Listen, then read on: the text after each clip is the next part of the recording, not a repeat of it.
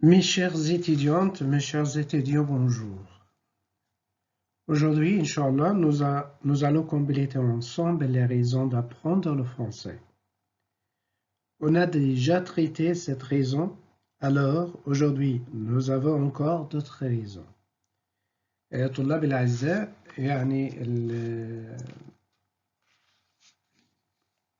النهارده إن شاء الله هنكمل مع بعض مجموعة من الأسباب بالإضافة للأسباب السابقة اللي احنا شرحناها. ليه بنتعلم اللغة الفرنسية أو إيه هي الأسباب اللي تخلينا نتعلم اللغة الفرنسية. شرحنا 7 أسباب قبل كده، إن شاء الله نكمل اليوم مع بعض بقية الأسباب بإذن الله. وخلونا نبدأ بالسبب رقم اللي هنبدأ بيه النهاردة بإذن الله، رقم 8 raison 8 أو 8e raison, une ouverture sur le monde. Le français est la 3e langue sur Internet, après l'anglais et l'allemand. Alors, comprendre le français vous permet de poser un autre regard sur le monde. Comprendre le français vous permet aussi de communiquer avec de francophones sur tout le continent.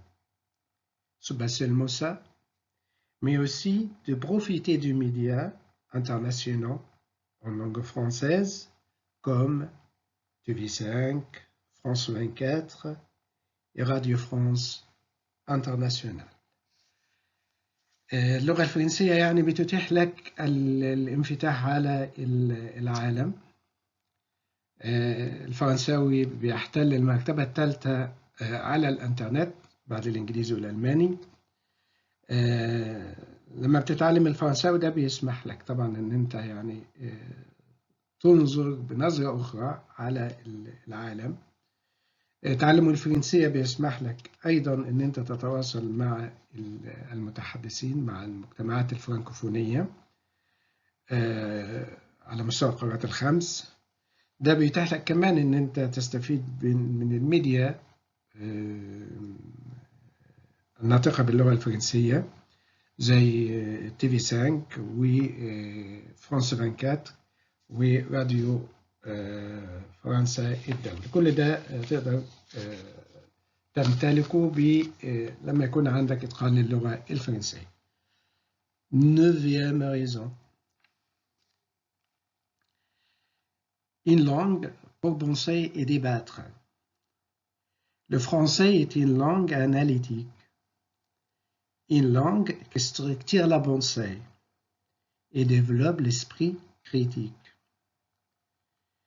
Le français, c'est la langue de grands philosophes. C'est la langue de grands philosophes comme Descartes, Sartre et de grands scientifiques comme Marie Curie et Pasteur. On peut dire aussi, apprendre le français vous aide aussi à argumenter, à négocier et à discuter et convaincre. تعلم اللغة الفرنسية بيتيح لك يعني انك تفكر وتناقش. اللغة الفرنسية لغة أناليتيك، لغة تحليلية، لغة بتشكل الفكر البشري بصفة أساسية وبتنمي روح النقد والتفكير الناقد. طبعا اللغة بتاع كبار الفلاسفة زي ديكارت وسارتر وكبار الجماعة العلماء زي ماري كوري وباستور. تعلم الفرنسية أيضا بيساعدك إن أنت تمتلك المنطق والحجة والإقناع. بس maintenant à la 10e raison.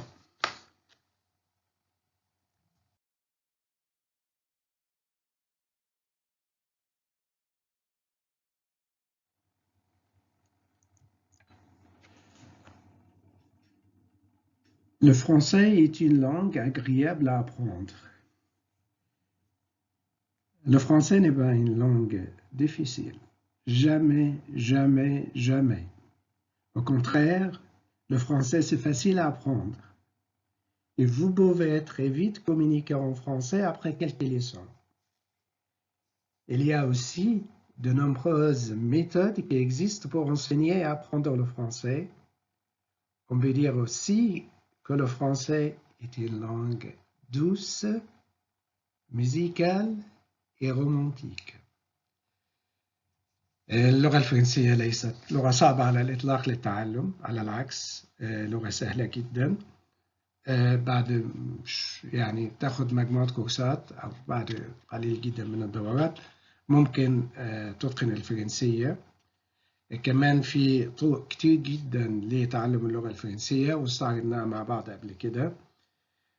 كمان اللغة الفرنسية طبعا لغة ميوزيكال، لغة موسيقية ولغة رقيقة ولغة جميلة. Maintenant, on passe à la raison numéro 11. Le français est une langue pour apprendre d'autres langues. Apprendre le français aide à apprendre d'autres langues comme l'espagnol, l'italien, le portugais. On peut dire aussi que le français a fourni presque de 50% du vocabulaire d'anglais.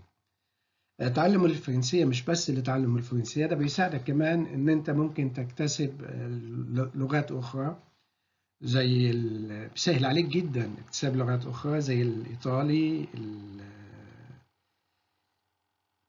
البرتغالي، الاسباني.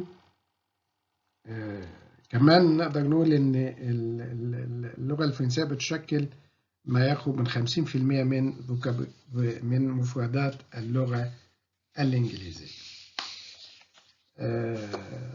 Raison numéro 12.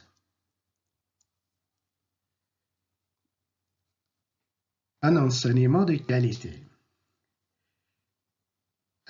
Les enseignants de français sont toujours connus pour leur dynamisme et leur créativité.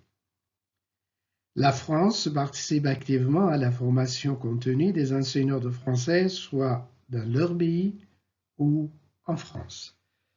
يعني ده ربما يكون في جانب في تحيز شوية. معلمي اللغة الفرنسية دائما بيتميزوا بالحيوية والابتكارية والإبداع. لكن الشيء المؤكد وده لمسنا كلنا إن فرنسا بتشارك بشكل فعال جدا في الإعداد المستمر لمعلمي اللغة الفرنسية، سواء ده داخل بلدانهم أو بتسهل لهم السفر لفرنسا الإعداد، وده شيء ملموس بشكل كبير جدا جدا جدا، وده حسينه على الواقع هنا. C'est la fin de notre émission aujourd'hui. Je vous souhaite une bonne chance et à la prochaine.